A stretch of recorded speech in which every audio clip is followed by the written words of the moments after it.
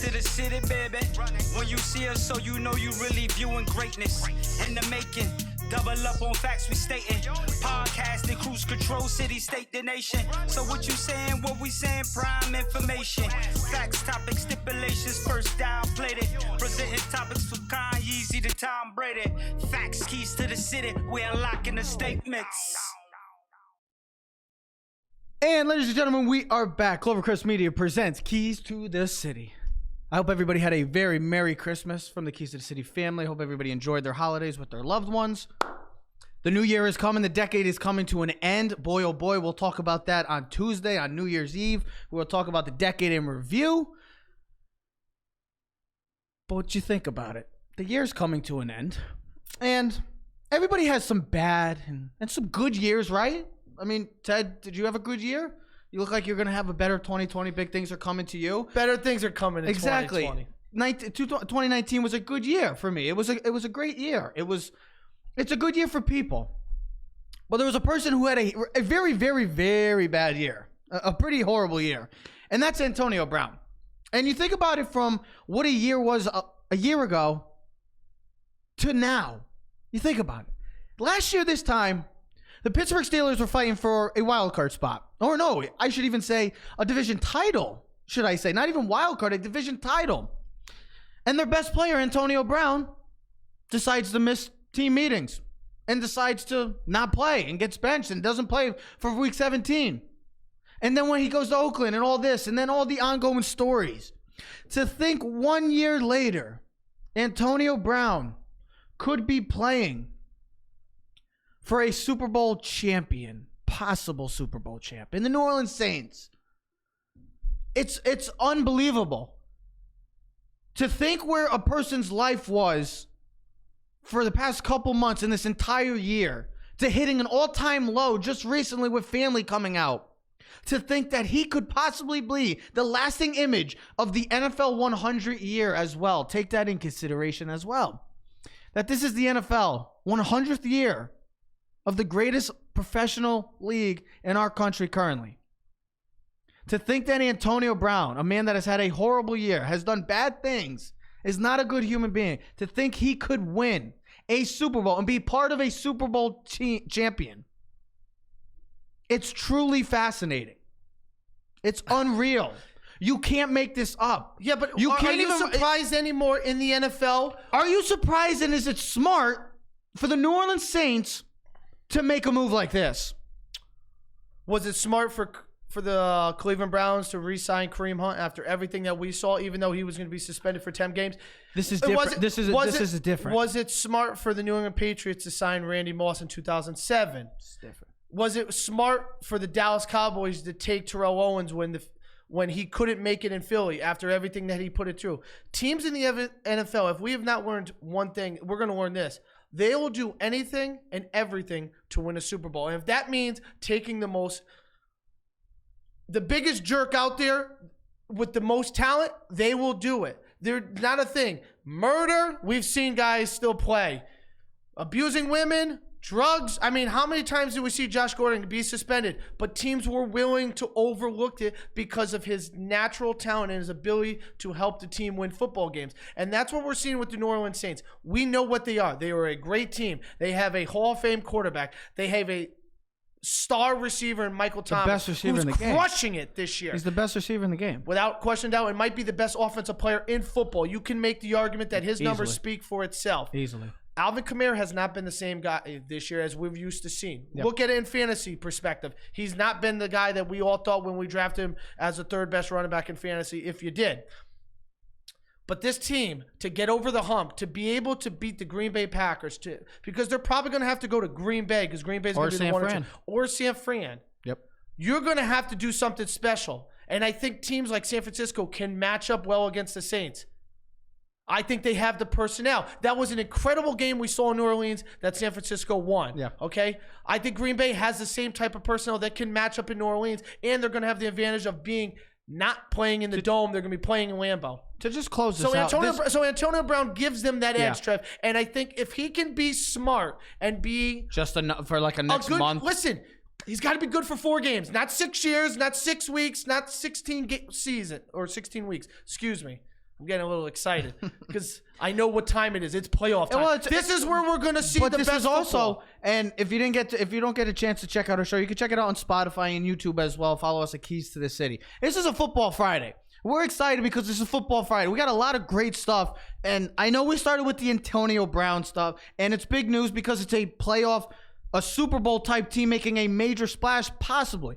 I just think that there's more negatives than positives. But if you win a Super Bowl, the lasting image could be Antonio Brown being part of a Super Bowl winning team. Just think that. Just put that into perspective. Think about Antonio Brown. Just picture this. I know. I want you to picture this. This would be the biggest middle finger to the NFL if Antonio Brown can win the Super Bowl with the Saints, and God forbid he was the difference maker and becomes the MVP. And he's the one that is holding up the trophy at the end. It would be an incredible story. It would be I don't even know if it would be fairy tale. No, but it would be a 30-30. It's luck. It would be he'll get lucky. You know what it'd be? It'd be a 30-30 down the road. Yeah. But like we're showing a lot of excitement because it is Football Friday. Big implications, big aspirations for many teams. And like I said, we're gonna jump into the NFC West in a couple moments, but also Dak versus Wentz, the Giants. What's going to happen with the New York Giants in the next couple days? And then there's head coaching positions. Black Monday's coming, so we'll talk about that. And then tomorrow, I can't wait for it. It's the college football playoff. My Buckeyes are playing in what to many is the national championship. Probably. It could be. Which quarterback will we be taking? When we're talking all football today. So I'm happy that all the people are tuning in for us. We had some couple technical difficulties, but we are back. And now I just said, like the NFC West. A little technical difference? Just some. But we are back. They couldn't hear us. I know. You know what? But think about this. The NFC West. And I just said, there is major implications. The biggest game in possibly maybe the year comes down in Week 17. Sunday Night Football. The last game of the NFL 100 regular season comes down to the NFC West title. And you think about it, these two teams, for majority of the season, were at the upper echelon, top tier of the league. We were saying Super Bowl for both of them. Well, especially the 49ers because they were the longest surviving undefeated team, though. But even Seattle, you were thinking with Russell Wilson, and if this team was running the football, if they could stay healthy, boy, oh boy, they could be dangerous. Now you think the past month, I'm just looking through the schedule. Since December 1st with San Fran, they're 2-2. They lose to Baltimore, tough game. They give up 46 to the Saints. I know that's the Saints, but they won. It's different. Then they lose to Atlanta, struggle, and then they struggle with the Saints. They struggle with the Rams. They were losing at one point. They give up 31. Reason why I say there's vulnerability with this team because their greatest strength. Yes, there was a great balance between the run game and the play action pass with Jimmy G. But it came down to me why San Fran was so great. We thought. Was because of their dominant defense. And their defense hasn't looked good for the past month. They're 2-2. And their defense is giving up the points. They're losing to teams like Atlanta. They're struggling. I know the Saints are great. I know that. But giving up almost 50 points to a team and a team that has one of the best defense, if not the best defense in the league, and then almost lose to Los Angeles last week, giving up 31. And then you look at Seattle. They're 2-2. But they can't score. They lose 28-12 to the Rams. Then they beat Carolina. And they lose to the Cardinals.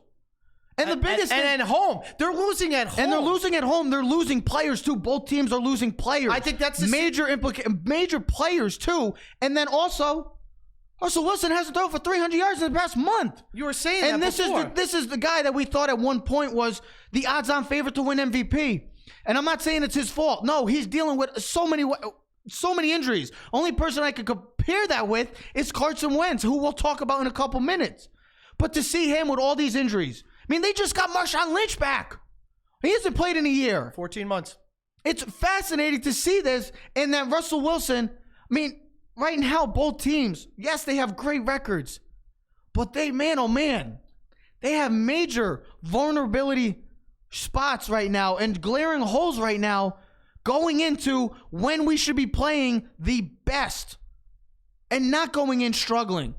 Baltimore's going in crystal clear, smooth sailing. The Patriots are playing their game, smooth sailing. The Chiefs are playing their game, smooth sailing. The Saints, Hell, Green Bay you could put. They're playing great. These two teams, not so much. Who do you trust more? Do you trust Jimmy G in this balanced attack that's getting picked apart in the defense? Are we talking quarterback or team? I'm talking about the team. Who do you trust more? Do you trust this team knowing that they've given up a lot of points? Here's the thing. I'm going to say Seattle in this sense. They've been here before. Russell Wilson's used to dealing with no receivers, no running backs, injured. But can he deal with all these injuries? And here's the other thing. The coach has been there. A lot of those players in Seattle have been there. Okay? With the 49ers, they're a young team. This team was 4-12 last year. Kyle Shanahan's been there, as a coordinator, but never as a head coach. But can Russell Wilson overcome his greatness? Can it overcome all these injuries? The better team right now is the 49ers. They're the healthier team. Both teams need this win because they both need the bye. They both need the bye. Yeah. It's significant to both teams. You also got to think about this. For Seattle, it's home field advantage. Though their record this year in home field has not been what we're seeing. They are not the same dominant team. Look at last week. Speaks volumes right there. Arizona Cardinals, team that's got nothing to play for. Seattle, everything to play for. They go in and they pretty much dominate the Seattle Seahawks last week. Kyler Murray, the rookie quarterback, incredible job. He became the Russell Wilson that we thought Russell Wilson was going to be last week. He got hurt in the game too. Seattle, their biggest vulnerability, and you said it, it's injuries. Man, you're getting Clowney back. Can Russell Wilson? Hold on. You got the 3 running backs out. Josh Gordon suspended for the season. You're looking at all these guys. Dwayne Brown, the left tackle. Yeah. That's the move they made last year to solidify their. This is the same thing the Texans did this year. They went to get Laramie Tunsil. You got to protect your quarterback. We know that. The 49ers are the better team. They have the better defense, even though they haven't played like that. Can Russell Wilson's greatness overcome all that? Well, I mean, we looked at a stat before, and what was he? He was 8-0 against San Francisco in his career. 8-0, including postseason, plus 136 differential. But remember, those are different teams. San Fran has been bad for quite some time since those glory days with Jim Harbaugh and that team. Who do I trust more? I'll still trust Seattle, but I think San Francisco is the better team. I know that's probably hypocritical, and it's not really answering the question. You asked me who I trust. I trust Russell Wilson and Pete Carroll in that team. But who do I think has a better chance to make it farther? It's 49ers because they are the more complete team. Okay, who has more vulnerability going in? There's more vulnerability going into the playoffs. Seattle because of the injuries. Okay. Because of the injuries. You can't get those. Things in the 49ers are mistakes that can be corrected. And rest and health can make a big difference. The 49ers have had an injury bug that's hit them a little bit this season. So having that number one seed, there's been a couple having that home game, having that week of bye, at this time of the season, every NFL team to have a bye is so critical. It's such an advantage. We've seen what it's done for the New England Patriots the last 20 years. Having that first round bound, being able to sit back and prepare, having that extra week of rest is just, you can't make up for that. At this point or another, everyone is hurt. Everyone is hurt. So to have that extra week just to get yourself, if you're at 75% to 85%, if you're 85 to 90, no one's going to be 100%. That's why it's such an important game. I trust Russell Wilson, but I think the 49ers are a better team. I'm picking the 49ers to win this Sunday. I just think their overall talent, what it means for them, they're a more complete team. And they know they have something to prove too. I would go with the San Francisco 49ers to win. And I would trust them more because I trust their defense more than I trust Seattle's defense. And when we get into postseason play, defenses are massive. It's one of the main reasons why you win a Super Bowl. And if for people that don't think that, just look at the previous Super Bowl winners. The Patriots last year. The Eagles 2 years ago. Their defense was great, though. I know Nick Foles was magical in what he did, but their defense was great and made plays when needed most. They won that Super Bowl against the Patriots because they got to Brady. And you look at the Broncos. Look at the Giants. The past couple teams. The Ravens. The Buccaneers. These teams won Super Bowls because of great defenses. So I expect San Fran to win on Sunday. And I trust them more because of their defense over. I know they're depleted with injuries, both teams. But I'll take that defense. And for a time when you have to be playing your best, knowing that you're a week away from the playoffs, both of these teams are going into the playoffs with major question marks. One of these teams is going to be a top 2 seed, and one of these teams is going to be playing on wild card weekend. Well, I also put up the stat for people to see, so it just shows the points per games per team, opponents. Well, we were going to get into and the scoring differential. And if you look at it, the 49ers are the highest at plus 164. Yeah. And of the 4 major teams in the NFC playoff picture, and that's what we're talking about too, we'll build off of that, is the Seattle Seahawks. And they're only plus 12. So that shows so much vulnerability. They're 9th in giving scoring points, but 21st. So listen, their margin for error is smaller than maybe the other 3 teams. Okay. But you can make the argument they have the best player. So, yeah, no, you're right. They might, Wilson. So you're going in a week away from the playoffs. And, well, we get to see the best of the best now to play for a chance in Miami this year. And who's going to do it? Who is the scariest team currently going into the AFC and the NFC? I think it's very simple.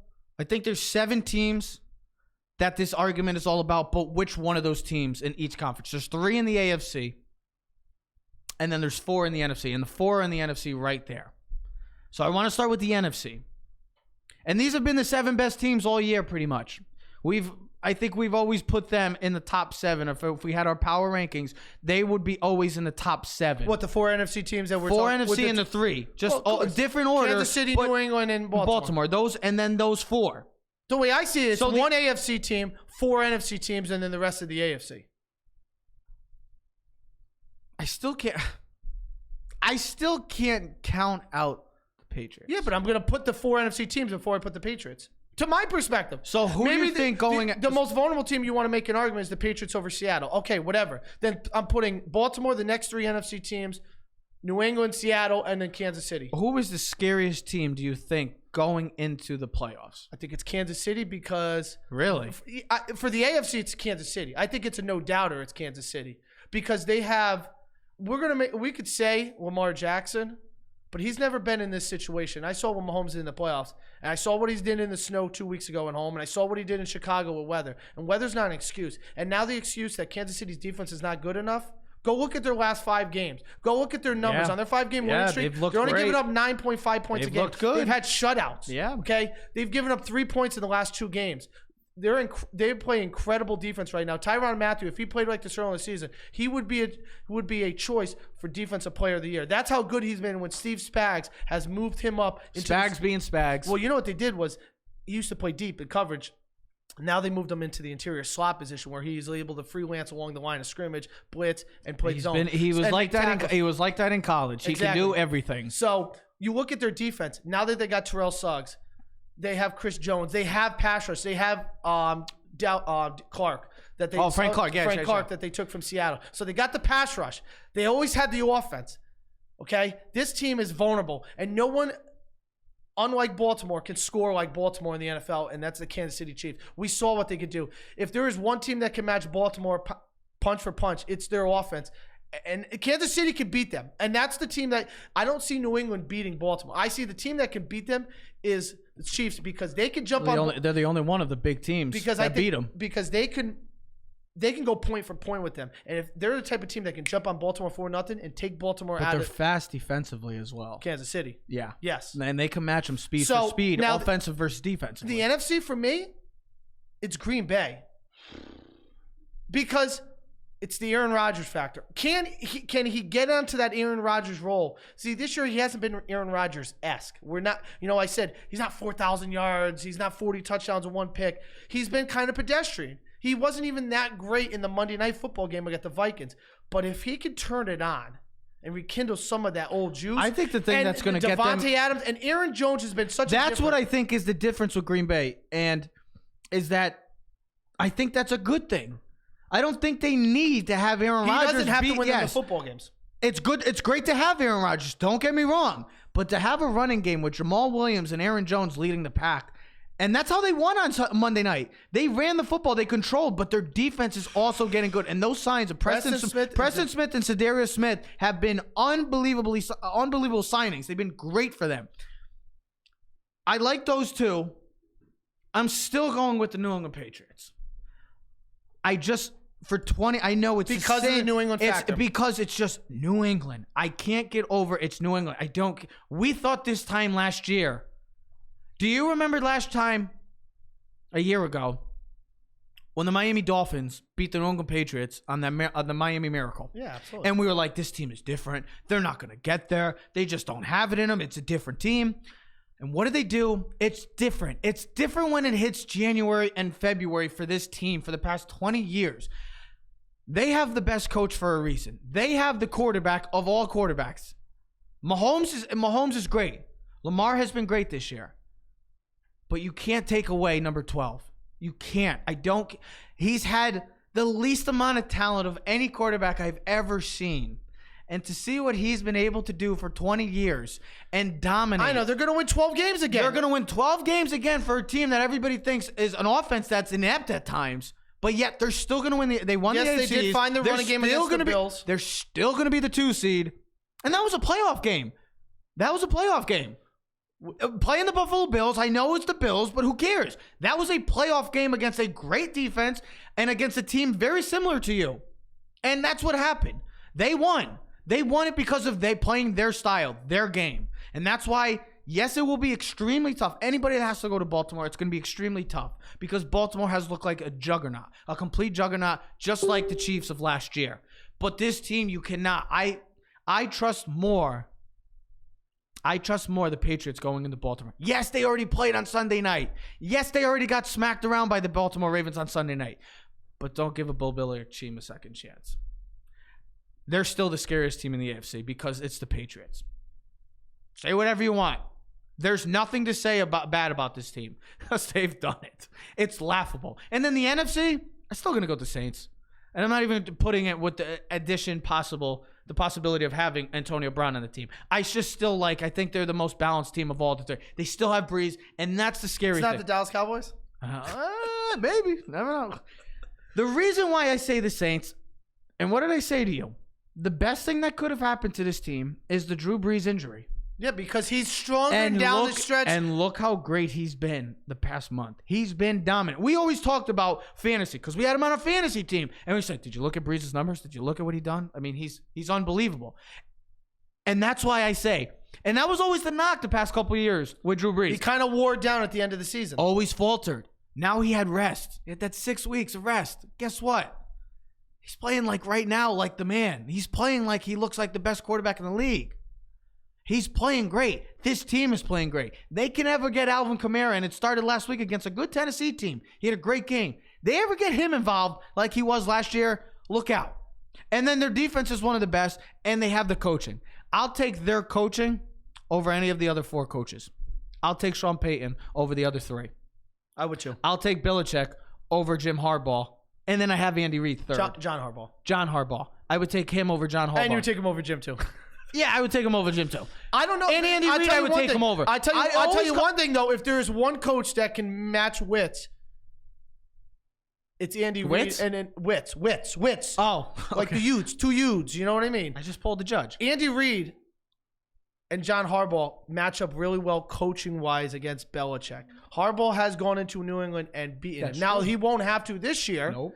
But I'm just saying, Witz-wise, he's mindset. Yep. I like Andy Reid and John Harbaugh as head coaches to compete against the Patriots and not be out-coached. They might get beat, but they won't get out-coached. And what did we always say? And what was on a Get Up this morning? It always comes back to coaching, too. And I feel as though Belichick is in a class of his own. Well, what did Belichick say in that video? Players can't make up for bad coaching. Yeah. Good players can't overcome bad coaching. Thank you. It's plain and simple. If you had to put the rankings, Belichick's number 1, but if you had to put number 2, you probably would put Peyton or maybe Harbaugh of all the teams in that are going into the playoffs. That would be the only discussion. I think I would take the 3 AFC coaches. Then over the 4 because you have Shanahan and you have LaFleur who are brand new still to the game, and then Carroll, you would have to put Carroll up there. Yeah.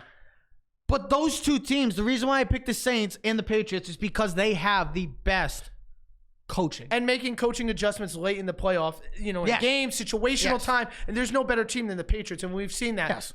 That's why they were showing before. They outscore their opponents the most in the first and third quarter. Because when does coaching take point? That first quarter, because you can jump on a coach and catch them. And then the third quarter when you're making adjustments coming out of halftime. Let's stick to the NFC. And 2 teams that are not going to scare anybody. Maybe. Just other than the fans, maybe. But 2 teams that have been up and down. 2 teams that came into this year that had Super Bowl playoff implications, winning a championship, and they're in our division, the NFC East. You know, the Dallas Cowboys and the Philadelphia Eagles. But I'm going back to this is why the Philadelphia Eagles are going to make the playoffs and the Dallas Cowboys are not. No, it's plain and simple. Carson Wentz, this past month, has proved that why Carson Wentz got his contract and Dak Prescott yet still doesn't have a contract. You think about what Carson Wentz has done since December 1st. Since that terrible, terrible loss to the Miami Dolphins, in which he had 300 yards, 3 touchdowns, and a pick still. But since then, he's got 6 touchdowns, no picks, averaging about almost 300 yards a game. QBR, 108. The numbers say all. But the most important thing is that they're 3-0 and leading the NFC East. And Dak Prescott, well, they're 1-3. Everybody wants to say it. They've been saying, oh, Dak Prescott's a better player than Carson Wentz. Well, past month hasn't said it. And I think it just concludes the statement. We know Carson Wentz is a more talented quarterback. We get that. But he's still a better quarterback overall than Dak Prescott. Dak Prescott will have the better numbers this year. But when it came down to crunch time, against the Patriots, they lost. Thursday on Thanksgiving, lost. Then lost to the Bears. Yeah, they destroyed the Rams, and then they played the Eagles last week. I know he had a bum shoulder, but still, he hasn't played well. And the team as a whole. And Carson Wentz has been winning games with a team that literally their second best weapon is their running back. It's no one else. You said Greg Ward Jr. That's their number one receiver right now, other than Zach Ertz, who's not even going to possibly play this week. Well, he's got cracked. Put Dak Prescott on the Philadelphia Eagles. Put Carson Wentz on the Dallas Cowboys right now. The Dallas Cowboys are probably fighting for a top 2 seed right now. And the Philadelphia Eagles are not even in the discussion of maybe even playing in the NFC East.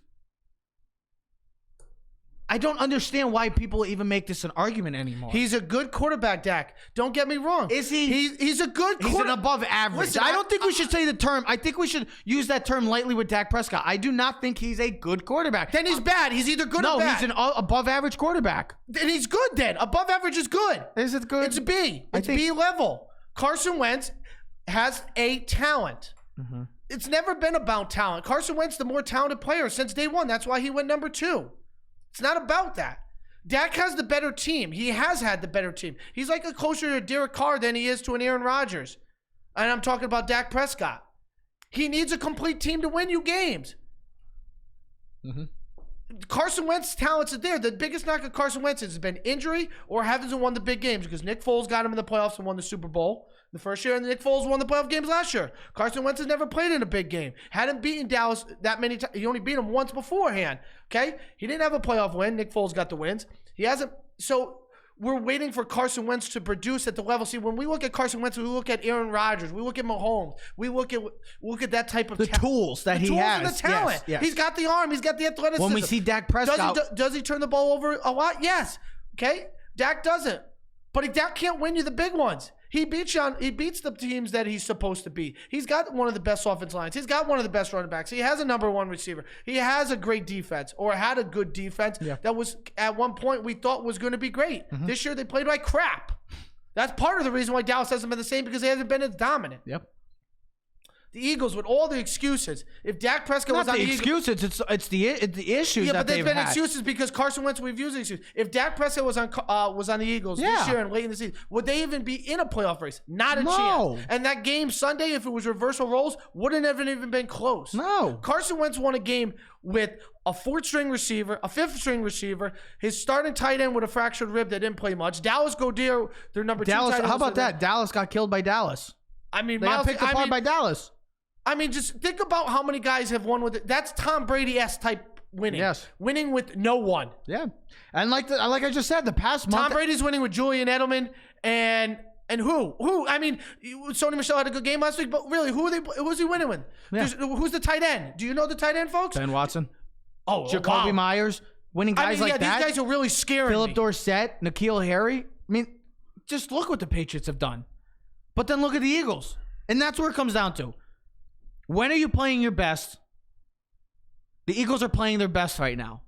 They're playing with what they have on going out on the field every time they produce on the field. They're 3-0 in the last 3. The Cowboys are 1-2. That's the difference. It ends the discussion.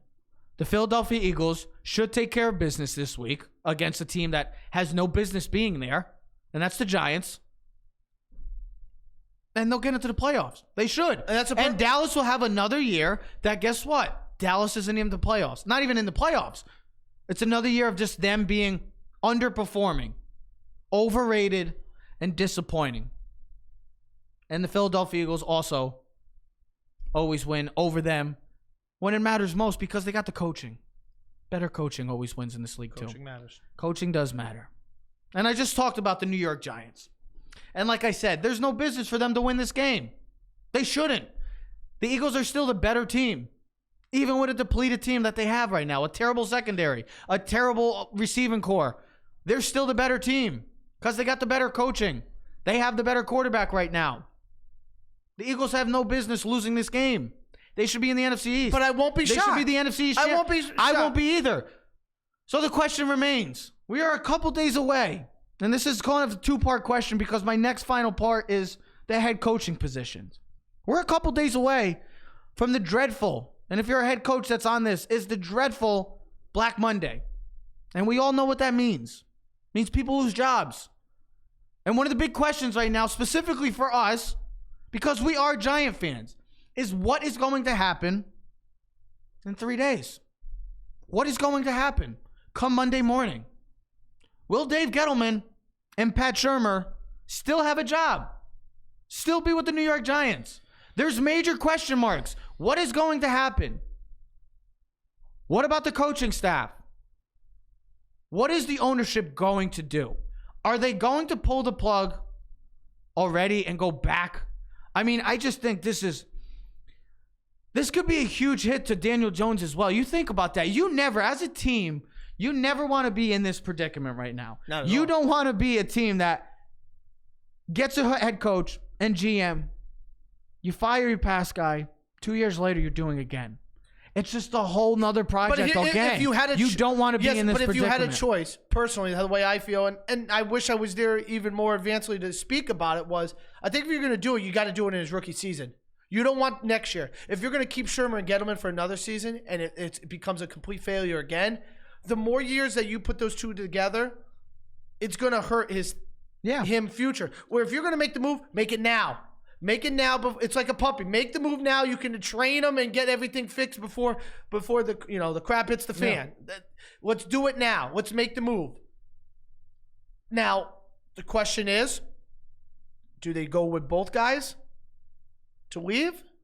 Do they keep both guys, or do they break them apart? And I think the obvious answer is Shurmur's going to go and Gettleman will stay, because if you're going to change the GM, you're making a full turnover again, because that means defensive coordinator, that means all the coaching, that means philosophy, that means strategy and start team. From scratch. You got to reconfigure everything, and you got to start from scratch again. Now, some teams might not mind that. Other teams don't, because that's not the Giants. The Giants are a franchise that is stability supposed to be. Yes, it's supposed to be. It's supposed to be respected around the league. It's not right now because of situations like this. Start from scratch. It's one of the worst things you can have as an owner, as a franchise, is to go back to the drawing boards, go back to step one. And that's what could happen. To me, the most likely scenario is Shurmur's gone Monday. Gettleman has one more year. Absolutely. I think that's the most likely. Reports, there's sources that are saying Tisch wants major changes from both. But he wants both Gettleman and Shurmur gone. And I'm reading Steve's comments. I do agree. I think Gettleman does stay. I think Gettleman does stay too. I think he'll be good for Daniel Jones. The thing is, and what we've questioned about Gettleman is it's the players that he has chosen. Yeah. You know, there was a big question when he took Saquon over the quarterbacks. Yeah. I think whatever you want to say. I think the debate's over. I think the debate's over. Daniel Jones, they got their quarterback. I think they got their quarterback. And then we're taking Daniel Jones at 6 because everyone felt, let's take someone else. Let's take the Josh Allen pass rusher. Let's take someone else. Let's trade back. Yeah. You trade Beckham. You trade Vernon. You trade Snacks. Here's the thing. I think he's hit on the first round picks. He hit on Saquon. Yeah. I think Daniel Jones can be a franchise. And then excuse me. I'm drawing a blank. Darius Slayton, he's hit. He's hit on more. Dexter Lawrence, he's hit. My thing is and I'm glad you say that because the Daniel Jones thing. I think that's one of the big major. How does it affect your quarterback? Exactly, one of the main concerning issues. There were Jet fans calling for Adam Gase's head. The Jets stuck with him, and that is a good thing for the sense of Sam Darnold. It helps Sam Darnold. You have a rookie quarterback who's had a pretty good rookie season for our expectations coming to the year. Personally, I don't mind if Gettleman stays another year. No, I don't. And they get rid of Shermer, but I also think the coordinator, Betcher's got to go. I think Betcher's going to be I think he's going to be the odd man out as well. We're not going to use the excuse, they don't have no players, so let's wait till he gets players. No. If you're a coordinator and a good coordinator, you're able to adapt. Listen, you're not going to get over some flaws. Hey, there's but teams that make it. You can make There's teams that make it. And I don't like his strategies. No. I don't like, and listen, we know we need personnel. And one of the crazy questions that I've been seeing, and all I've been seeing from all these pages, these giant pages, is, we're going to miss out on Chase Young. I don't know about you, but yeah, I would love to have Chase Young on my team and next year and be the anchor of our defense for the next 10 to 12 years and dominate. I'm more worried to see Pat Shurmur as the Giant head coach come Tuesday. I'm more nervous of that. Because I think we've seen enough of what to expect of what Pat Shurmur is. For everybody that says, give him another year with Daniel Jones. Nope. He's had 14 games. That's 2 games. It's telling enough. Minus the injuries, okay, whatever. But everything else, 2 years, just the way he handles himself, it's too much. It's over with. He had enough time. 2 years is enough. If you can't figure it out 2 years in and you're still horrible, how much more do you have to prove? How much more do you have to display that says he's going to be our guy? It's enough. I'm more nervous as a Giant fan to see Pat Shurmur as the head coach next week. Absolutely. Than to see Chase Young, okay? I understand. He could be a generational talent. Listen, I understand no one's telling you about Chase Young. Trust me. You know all about him. We know about Chase Young, how great he is, even though people didn't hear of him in the beginning of the year, and all of a sudden everybody knows of him. Give me a break. I don't want to see Pat Shurmur as the Giant head coach. I'll take anybody over him. He's one of the worst coaches in the league for a reason. They're not good. I don't think he wasn't good in Cleveland. I think he gets out-coached late in games. He wasn't good in Cleveland. He wasn't good with the Giants. He's got an 18-50 record. What else do you have to show? What else do we have to prove more that he's going to be the guy? I'm sorry, but 18-50 doesn't sound really good to me. I'm sick of it. And he needs to go. And if the Giants keep him, shame on Tisch, shame on the Mara family for keeping him for another year. And think about the last 2 games. It could be even worse if it wasn't for the last 2 games. The Eli Manning game against Miami. And it's very frustrating. And last week against Washington. I have no issue with Gettleman staying another year. I have no issue with it. I want Pat Shurmur gone. I'm done with Pat Shurmur. Need something new. The culture stinks in New York Giant land. We just talked about it a couple weeks ago. It starts with culture. The Giants' culture stinks. And everybody says, Daniel Jones and Saquon are fighting. Yeah, they're going to. What are they going to say? Yeah, get him out of here. We don't want him anymore. Of course they're going to say it. It's what players do. They're going to fight for their coach. Or they wouldn't be on the Giants team. Right, exactly. That's self-explanatory. It's common sense. We know what big mouths get in New York. They get sent to Cleveland. They get sent out. They go traded. They get traded to Detroit. They get traded to Cleveland. See you later. They get traded. They get rid of. They don't sign you. Of course they're going to say it. I don't know what to expect with the Giants. All I've been seeing is major changes coming. Okay. But then that better not be just the defensive coordinator gone. Because that's not a major change. I mean, it that's is. a normal change. That's normal then. Yeah, I know. That's normal. If he wasn't good, he's gone. Major change is if head coach, the whole coaching staff is gone, and even a Gettleman. That's major change. So it's time to put up or shut up, Giant fans. Well, not Giant fans, Giants organization. That's it. Sick of losing. I'm sick of losing too. These are dark times. I'm sick of it. They need to make a major splash. They got to go find a good coach. If it's Ron Rivera, if it's Matt Rule, I don't care. As long as it's not Pat Shurmur. I think I've said my piece. You said your piece. We're going to close out with, speaking of head coaches. I forgot about that. Well, I know because... Well, that's a perfect But it's Black Monday, like I said, and we just talked about Monday. It's just a day. So it's a bad day for some because people get fired. People lose jobs and don't ever get jobs again. They got to go work at State Farm or Allstate. No. Because sometimes these coaches don't get another chance. And you look at the teams right now, which head coaching position right now in the future is the most intriguing? And I'll just write down, and I named the teams off. But we don't know what their coaching situations are going to be. That's why I said Dallas, ? The Giants, ? The Browns, ? The Panthers need a head coach. Falcons just said they're retaining Dan Quinn, so they're off the list. Jaguars, Chargers, ? And then the Washington Redskins. If you're one of those coaches that have been in the news of, been reports of if you're going to be interested by these teams. If you're a coach, I'll give you the floor. If you're a head coach, to you, which is the most intriguing head coaching position? It's tough because my original choice was going to be the Atlanta Falcons. But now you have to make I love their adjustment. GM. I love their owner, Arthur Blank. Well, guess what? Dimitrioff. They have if the you're talent. great, you make adjustments. No, I know. It all depends on where your strategy is as a coach. Because you know the most talented team that you could choose to that list that you just gave me is the Dallas Cowboys. But it's like being the New York Yankees manager. You know the spotlight's going to be on you full blast 24/7, and you know you're going to have an owner that's going to kind of take the spotlight from you and is going to be the main man, and it's not going to be you. Mm-hmm. So if you don't mind being the setback guy, the guy that's going to be like, well, you have to do this and this and this, a yes man, then you go to Dallas. Yep. I think the Browns' job is really intriguing because of the talent there. If you can get, I just think that's a toxic place because Cleveland is Cleveland. You know who I think, and now that I'm going to go Carolina. I think you have a very good opportunity to win. Okay. If you retain Cam Newton and he comes back healthy, and that's your choice as that coach, we know what type of quarterback he can be. He can be an MVP caliber player. You have an MVP caliber running back in McCaffrey. Mm-hmm. I think we're starting to see a number one receiver emerge down there in DJ Moore.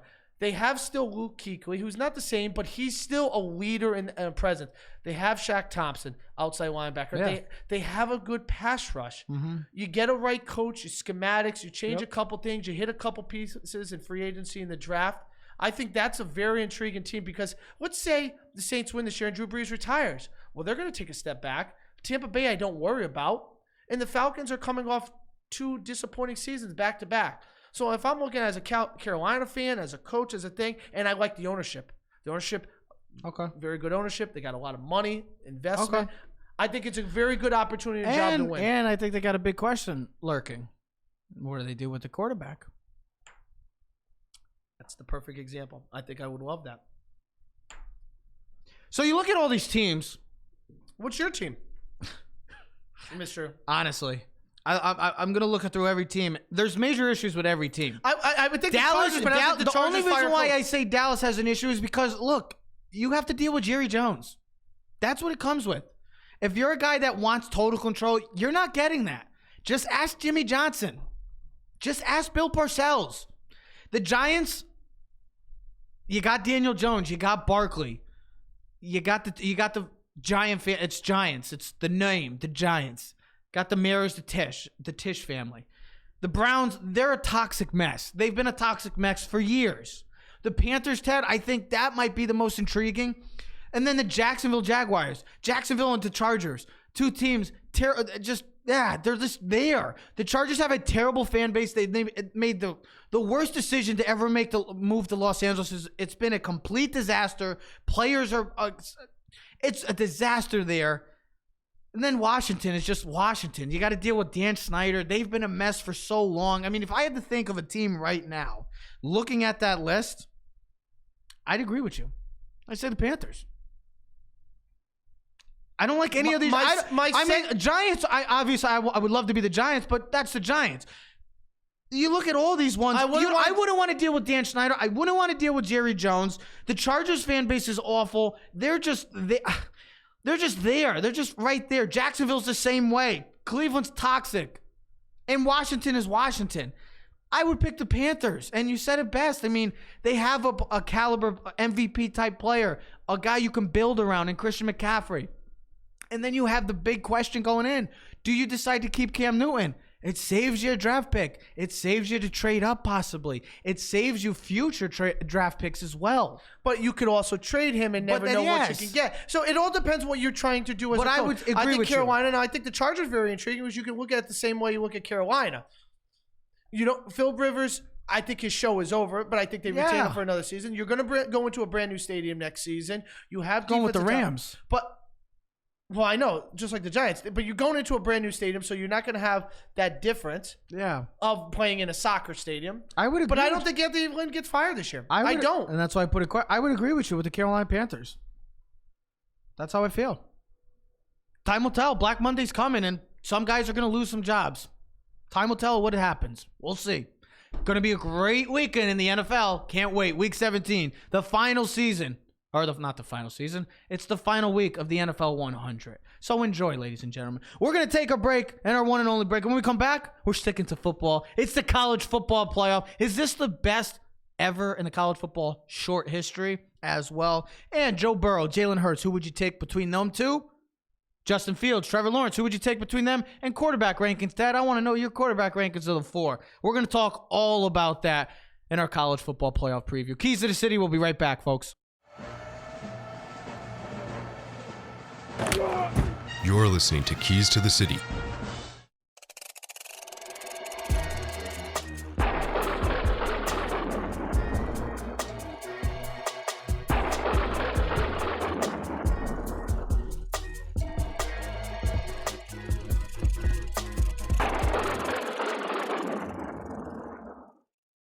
And ladies and gentlemen, we are back. Clovercrest Media presents Keys to the City. If you didn't get to check out the first part of our show, you can check it out on Spotify and YouTube at Clovercrest Media as well. If you want to start your own podcast, check out Clovercrest Media as well. If you want to, have fun. It's a lot of fun. It's a lot of time, but it's a lot of fun, especially when you're doing something you love to do.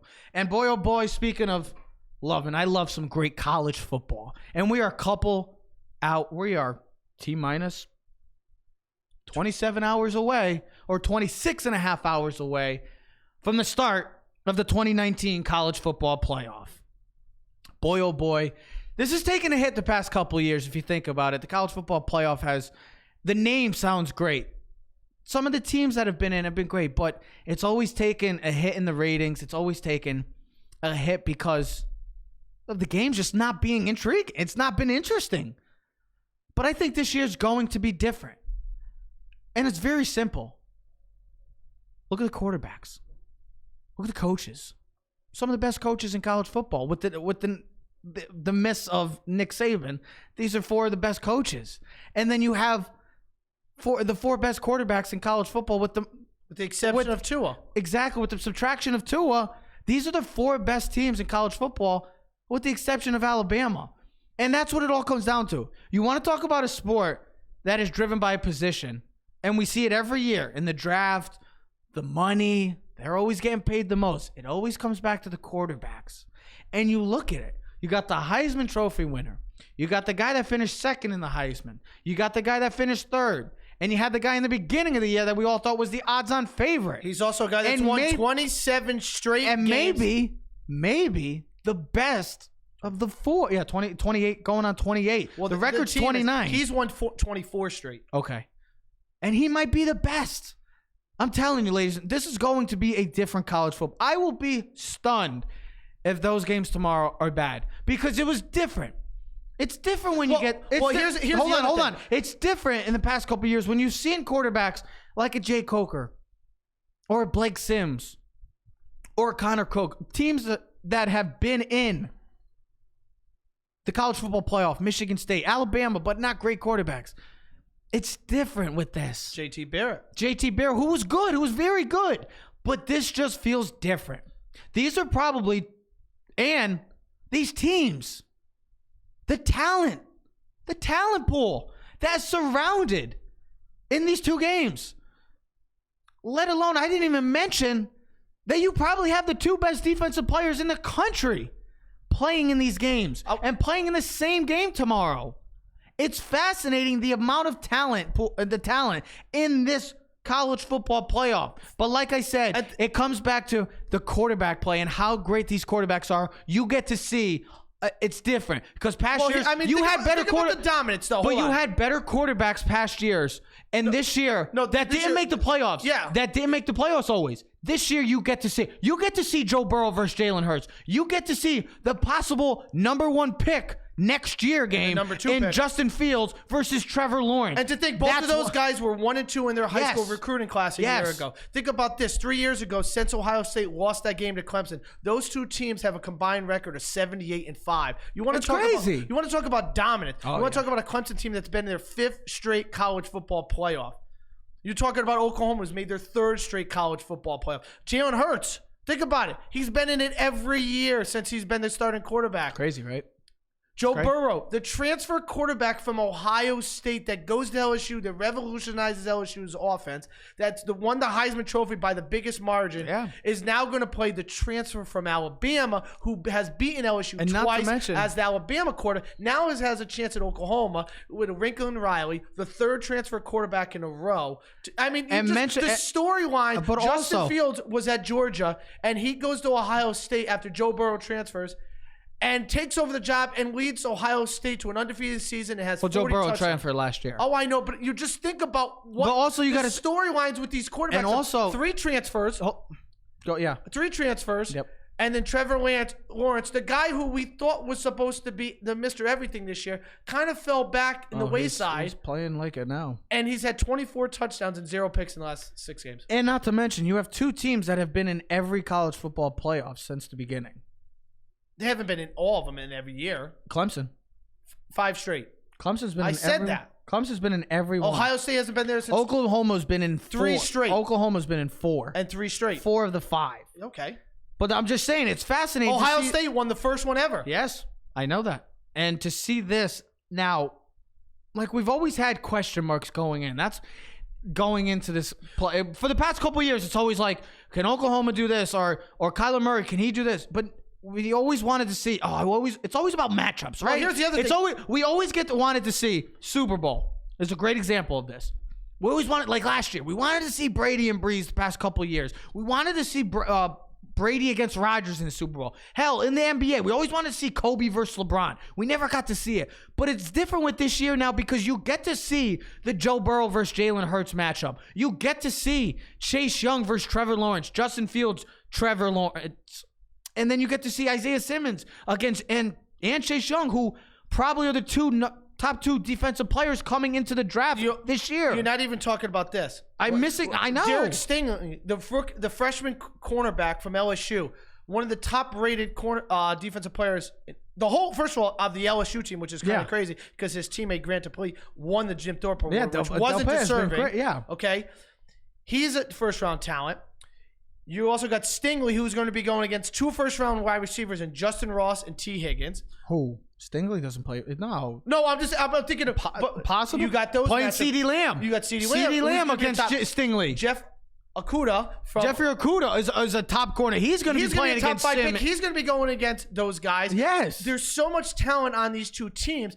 If you just took these 4 teams right now and put their talent together, you would make up 3/4 of the first round next year. The only team that would be missing would be Alabama players. Like I said, I come tomorrow. If it's 7:30 and 11 o'clock and both of these games are blowouts, I will be stunned because I just don't see it happening. I really don't because of the players are on all 4 of these teams right now. These are the best of the best with the exception of Alabama. I just put the picture up, the one you sent me the other day about their dominance. Yeah. You just look at LSU. Scoring offense 3rd, scoring defense is 27. We know that's kind of been their weakest link, which is kind of surprising because they've been known for defense. Ohio State, number 1 scoring offense, number 3 scoring defense. Clemson, number 4 scoring offense, number 1 scoring defense. I mean, you just look, these are top. And then Oklahoma as 5th is scoring offense. Yep. And the 50th scoring defense. But we've seen Oklahoma has made strides this year defensively from where they were last year. They were the top-rated defense in the Big 12 this year. I don't know. People are going to probably say, it's the Big 12, no credit. Okay, whatever. But they still have improved. And they have a star-studded linebacker in Kenneth Murray. He's a beast. He's sideline to sideline talent. He's he's the second best player. And that could be the matchup. Linebacker. That could be the matchup that we watched in that first game. Joe Burrow versus Kenneth Murray, because of that spy. He's gonna have to. I mean, their defense. They're dealing with suspensions as well. I mean, it's an unfortunate situation to see because you're playing in the college football playoff. But you just look at the matchups. I mean, there's not one matchup you can specifically pick and be like, that's the one matchup I want to see, because there are so many. Well, I mean, in both games I'm talking about too. It's not just the Clemson and Ohio State game, who many predict should be, who think is the odds-on favorite to be the national championship this year, but it wasn't. It's not. This is a semifinal game. And the Alabama LSU game, because the both defenses are... LSU? No. Oklahoma. I caught myself. Oklahoma. I said Oklahoma. Did I say Alabama? Oklahoma. Well, Sooners. And the way that game played out, and maybe that's what I meant, but the way that game played, if you remember the score, that's the way I look at this Oklahoma LSU game. How about Oklahoma-Georgia? Can you see it being that? I asked you. Can you see it being that game? I would see more of the LSU-Alabama game where it's high-flying. Whatever. That's fine with me. I don't care. That was a classic, too. Because both defenses lack. But both quarterbacks can score. Jalen Hurts can score. This Oklahoma team can score points. Now, they have not been as explosive as they were earlier in the season. Jalen Hurts, though, think about this for Jalen Hurts. Think about where he came from a quarterback. He was 27-2 as the Alabama starter. Mm-hmm. He brings them to the national championship. They're losing in the first half to a Georgia team. He gets benched for the second half by Nick Saban for this guy named Tua, this freshman quarterback. And Tua leads him back and wins the national championship. And then this next season comes. And it's not like he's lost a game. His records hasn't changed. But he loses his job. And then he has to sit through another season. And he goes to another national championship. Even though he is the key factor for them getting there, because he comes in the SEC. His numbers this year, I was looking at it. 3,600 yards passing, 32 passing touchdowns, a quarterback rating of 200, which is incredible. To think he had also 1,200 yards rushing and 18 more rushing touchdowns. This guy became the Mr. Everything. And I'm going to ask you this. Do you think he has to be like Russell Wilson? He has to be. Do you think he has to be Russell Wilson to win tomorrow? Russell Wilson plus. He has to be their best player on the field for both teams. He has to be the runner. He's got to be their quarterback. He's got to be their leader. So is that their only chance? Yes. You don't give Oklahoma any chance. Here's the thing. No, do you give Oklahoma a chance in this game? I do, but I just don't think they're going to win. I think every time it's going to be like this. LSU scores, Oklahoma scores. LSU scores. They're always going to be trailing 7 points. They're always going to be behind the 8 ball. You don't think any defense makes a stop? You don't think one of these defenses... I'd give LSU a better chance make one stop in the game? I think LSU has a better chance of making a stop. I don't... The way Joe Burrow in this offense... I got the thing right here. The reason why I showed you this yesterday. Joe Burrow's accuracy throwing deep, okay? Yeah. On short throws, less than 10 yards, he's 92% completion percentage. Intermediate, 11-19, 86%. And on throws farther than 20 yards, he is 74% completion percentage compared to the FBS average, which is 48%. That's incredible. Do you know why I think 74% would be good on short throws? I think also you can't take away the genius offensive minded of Lincoln Riley. I mean, he's a genius. They'll score points. That's why I think that. I mean, Coach Orgeron. I love Coach Orgeron. He's one of my favorite coaches in all of sports. I just love his demeanor. I love the way his enthusiasm, his excitement. I love it.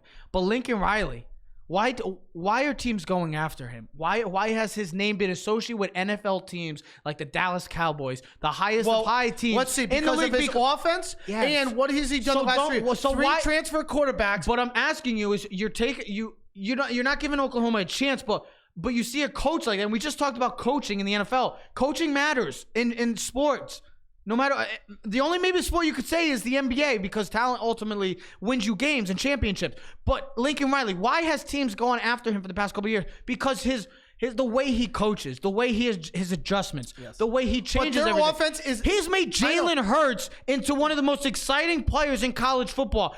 Couple years ago, they're not as explosive as they were last year with Kyler Murray. Because Jalen Hurts is not Kyler Murray. It's not about that. I think that plays a part. They have injuries. I know that, but I think that plays a part. Their starting running back got hurt early in the season. Their backup running back is suspended. Okay, they don't have Marquise Brown like they had last year with CeeDee Lamb. That was a 1-2 combo. They didn't have the tight end.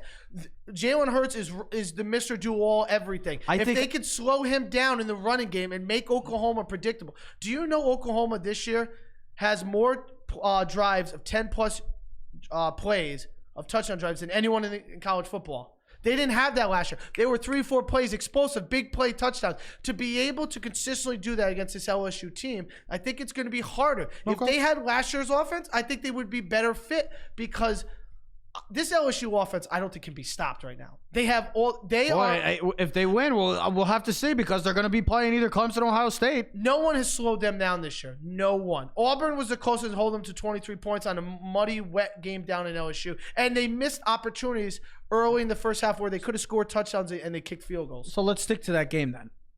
Which quarterback? We just talked about the quarterbacks. Which quarterback would you rather have? Would you have Jalen Hurts, who has been the do-it-all guy for Oklahoma, or would you have the guy that just doesn't miss, Joe Burrow, the Heisman Trophy winner? I think for me, in most years I would take Jalen Hurts. In most years, and I think most years Jalen Hurts wins the Heisman Trophy. Okay, but Joe Burrow, what he is doing right now at the college level this season is he don't miss, Trev. I know. He's like Drew Brees last week in Monday Night Football 2 weeks ago. Remember that?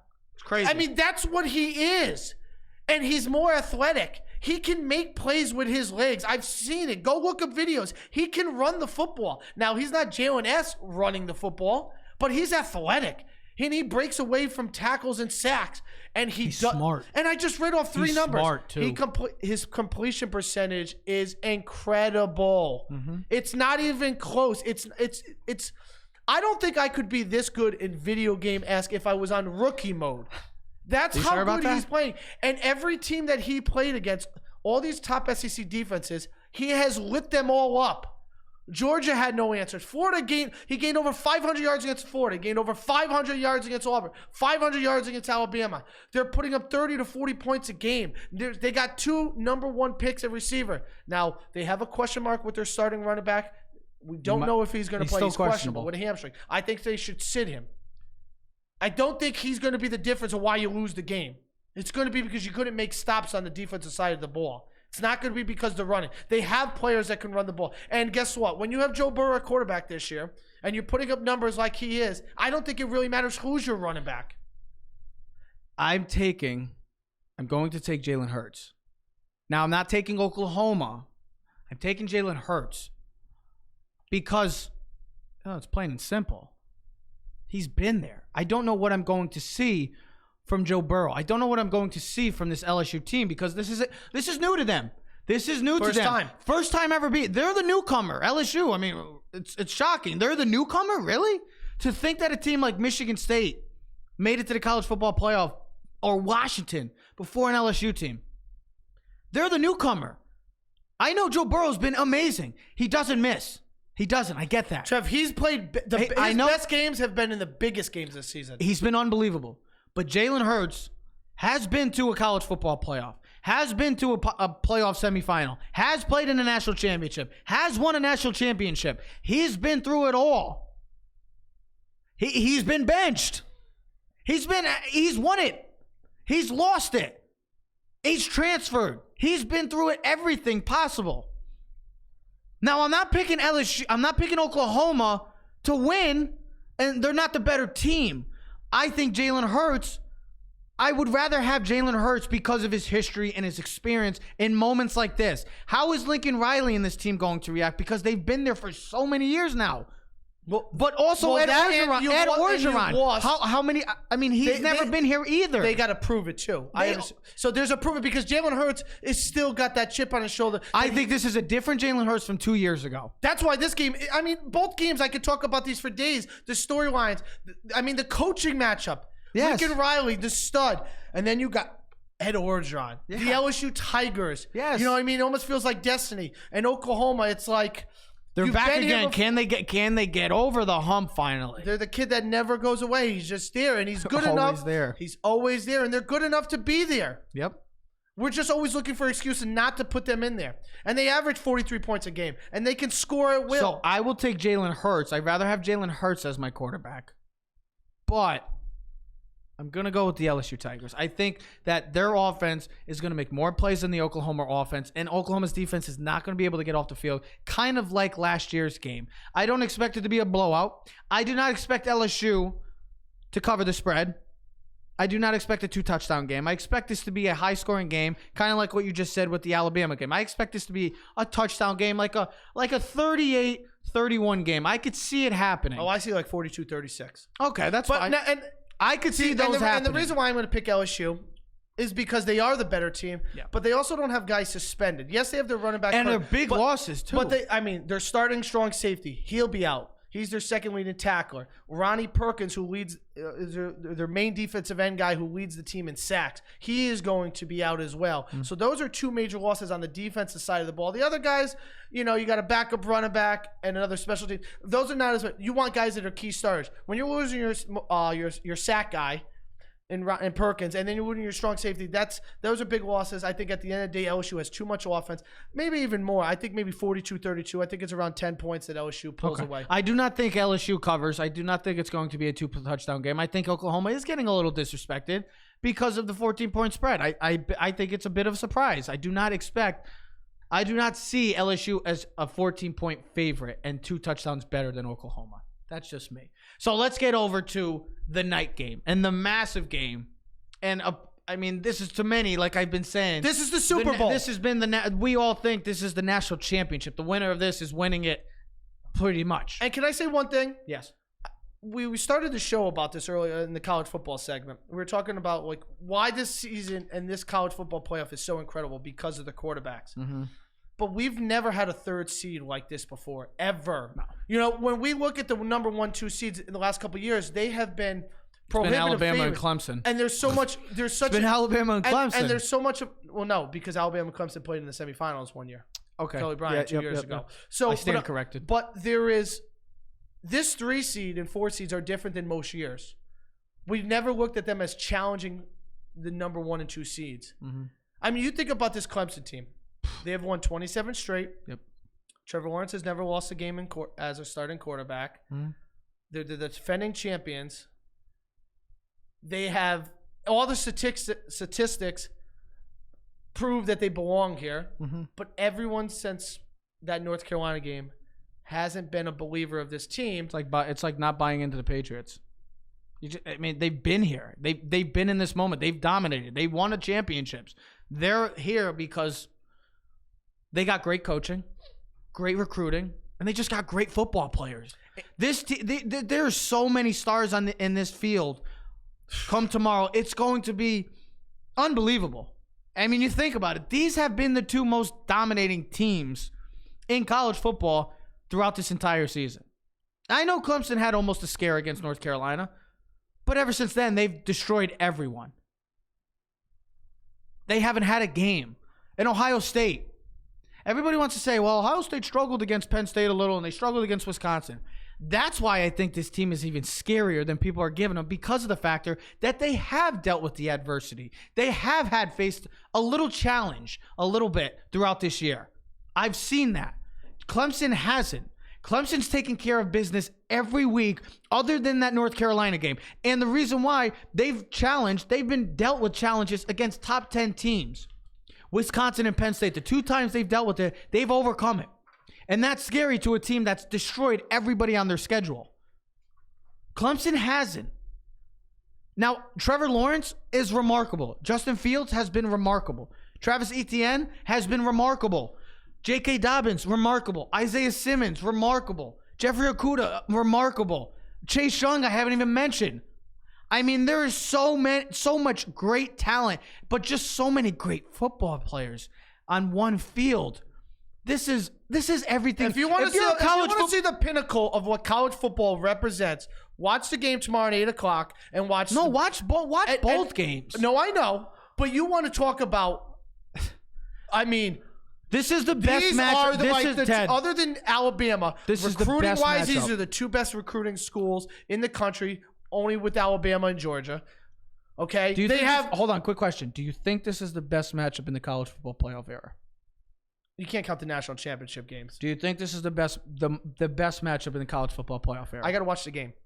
The best No, game, coming in the before. best game, I mean, the obviously, best game I've seen is the Alabama-Clemson No, game. not the best game, but like the most talent-wise. No, it's Hyped. the best. Yeah, the two best match. I mean, think about this matchup. Maybe I'm understating it because I'm a huge. I think they haven't had hyped enough of this game.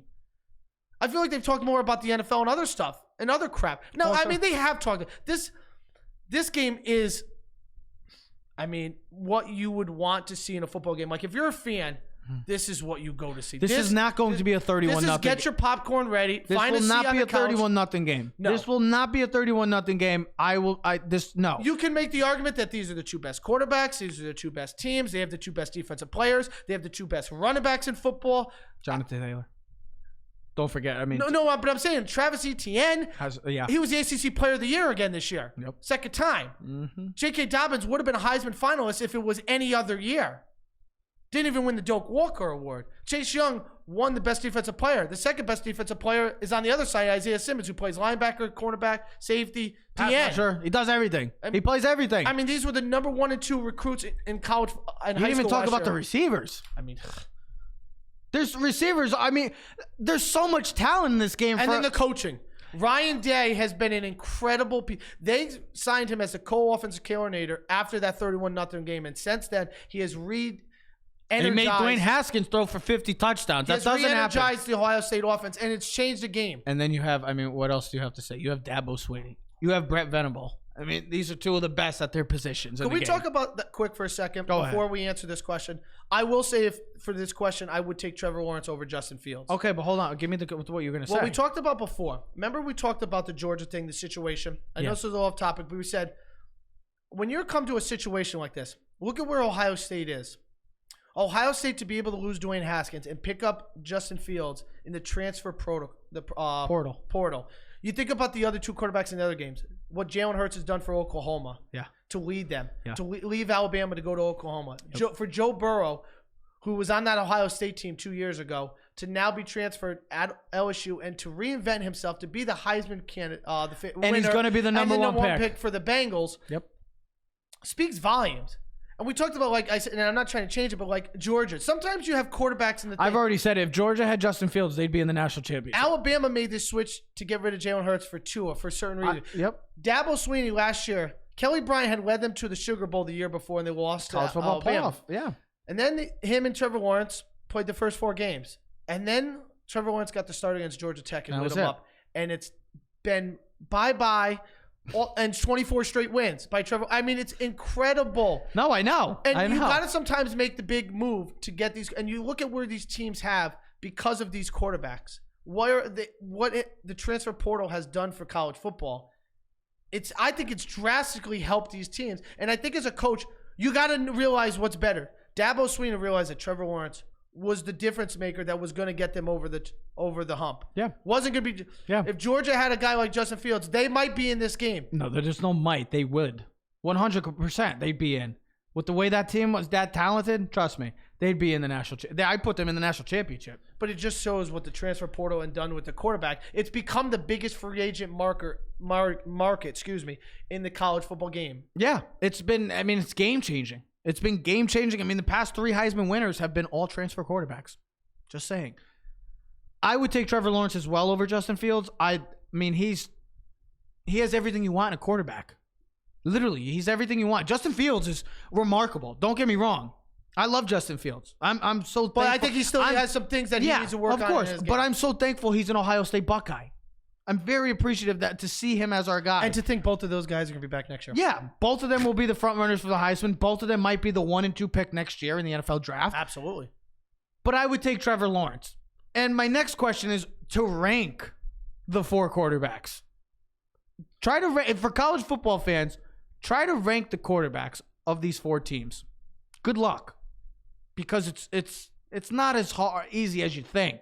Are we talking about just on this season, or are we talking overall talent? I need to know that because this season.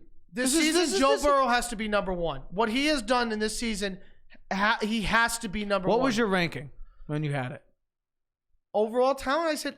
What was when we talked about it this morning? It wasn't this morning. It was yesterday. Okay. I said Trevor Lawrence, Joe Burrow, Jalen Hurts, Justin Fields. I would switch Burrow and Hurts. You would put Hurts over Burrow? Yep. No, I wouldn't. I would. I wouldn't. I trust him. Hurts hasn't played great down the stretch. He's turned the ball over more. And his ability of the passing game, it's not the same as Joe Burrow. Now, maybe because you can't blame the scheme, because Lincoln Riley is the one that gave Ed Orgeron. There was an article out on US Today, and there was one on ESPN. Go check it out. Lincoln Riley kind of like pushed his offense or gave Ed Orgeron this insight of developing and getting where they are. And look what Joe Burrow has done. I mean, it's remarkable. Listen, there's no one playing better quarterback right now. Maybe other than Trevor Lawrence. Do you know what's crazy? Joe Burrow. Do you know what's crazy is that we both have Justin Fields at 4, and the season he's had this year, 40 touchdowns and one how pick. I know. it's a total of 48 touchdowns. And but that just speaks how good the other three are. But do you also? I also want to take, and we haven't even mentioned this throughout this game or both of these games, and how big it could be for if they advance. Justin Fields is playing at 80% to 85% tomorrow. He's still not 100%. I know. He can't move the way he wants to. That's nerve-wracking to see. If you're an Ohio State fan, that's very eye-grabbing. Because if anything, with the way this defense is, and Clemson's defense is nasty, they get after you. If something happens, knock on wood, what does Ohio State do? This is a huge deal. Nobody's really talking about it that much. And I had to bring it up because that is, I mean, come on, man. I know, but here's the huge. The only question I have with Clemson, and I am picking Clemson to win the game. I just think they're being overlooked. Oh, give me a break. They're a favorite. I think because Vegas. No, because I think everybody's all on Clemson. Like, oh yeah, Clemson. They've been here before. You want me They're to let nasty. me finish? I just no. Ohio State has played big this year. Excuse me. Clemson really hasn't played in a big game, and they really haven't been challenged.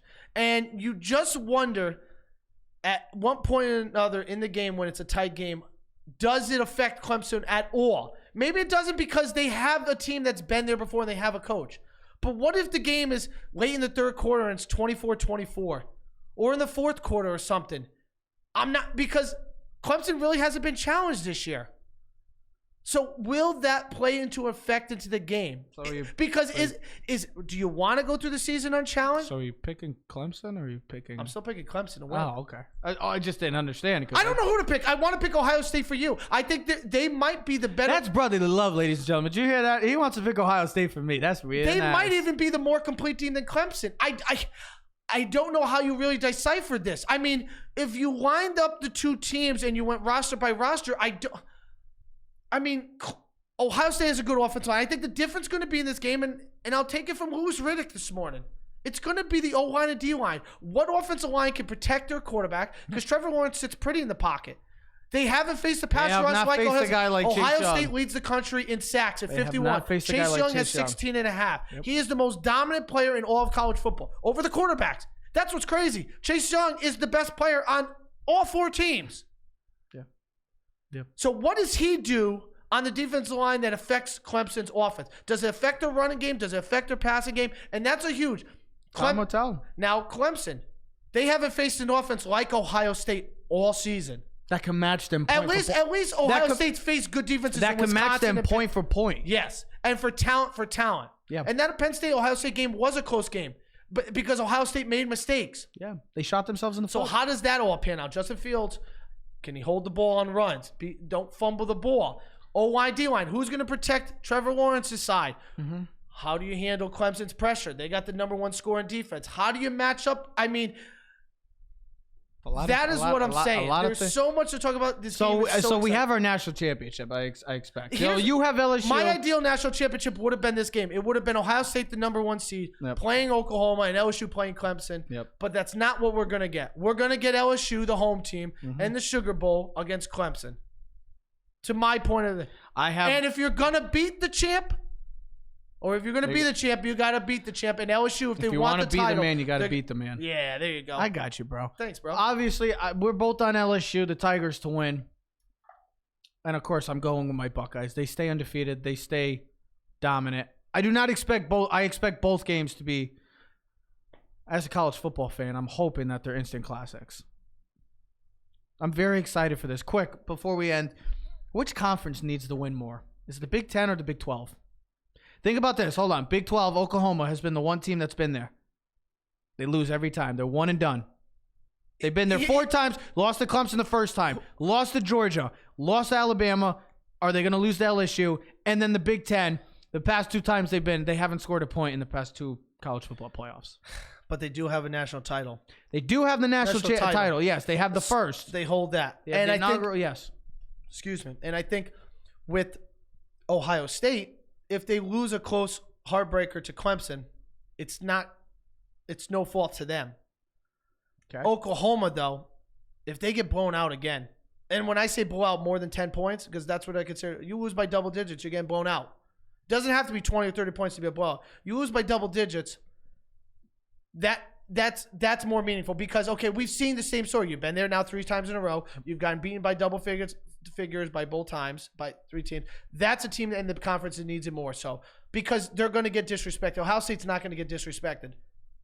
Okay. And we don't see blowout in that game, so we're talking a closer game. So, yes, it'd be nice for the Big 10 to win because they haven't done well in the last 2. But the Big 12 needs it more. The Big 12 drastically needs it more. I think it's the Big 10 because the Big 10 is, other than the SEC, those are the 2 top conferences in college football for the past 5 to 6 years. It's been predominantly been those 2 conferences. Now, when you think of the last 2 appearances from the Big 10 conference, it's Michigan State and Ohio State. Lose 38-0, Michigan State, and then lose 31-0. It's more about the Big 10 because they are the ones that are more powerful than the Big 12. The Big 12 is there. It's not as big as it used to be because of the teams that have not been there. Texas hurts them. The Big 12, yes, it's great that they've been there. I think the Big 12 gets a pass because they've always been there. You don't get excuses for finishing in front. Exactly. You don't get for third or second either. But to get shut out the past 2 times on national TV in front of millions of people that are watching, get embarrassed for as powerful as the Big 10 is, that sticks to you. And it's big for college football. We'll see if they get embarrassed then. The Big 10 is more popular than the Big 12. It's the Big 10. I can't wait for tomorrow's games. I've been waiting for these games for quite some time now. We're going to get to see the 4 best quarterbacks in the country. We're going to see the best of the best go against each other. We're going to get to see the best players go against each other and the coaches as well. It's going to be a great weekend. If you're a football fan, just lay back, grab a beer, and guess what? Enjoy some football because this is it. College football is wrapping up soon, and we're going to playoff time in the NFL. I can't wait. Everybody, we'll be back on Tuesday to talk decade in review and also the playoffs as well. We're talking some wild card. And we'll be back even on Sunday to talk college football playoff review. We'll see what happens. I can't wait. Ladies and gentlemen, we are Keys to the City. Clovercrest Media presents Keys to the City. Everybody, have a wonderful weekend. We are out. Yeah. Keys to the city, baby. When you see us, so you know you really viewing greatness in the making. Double up on facts we stating.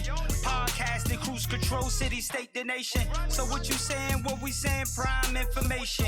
Facts, keys to the city, we're unlocking the statements. Streaming every Friday.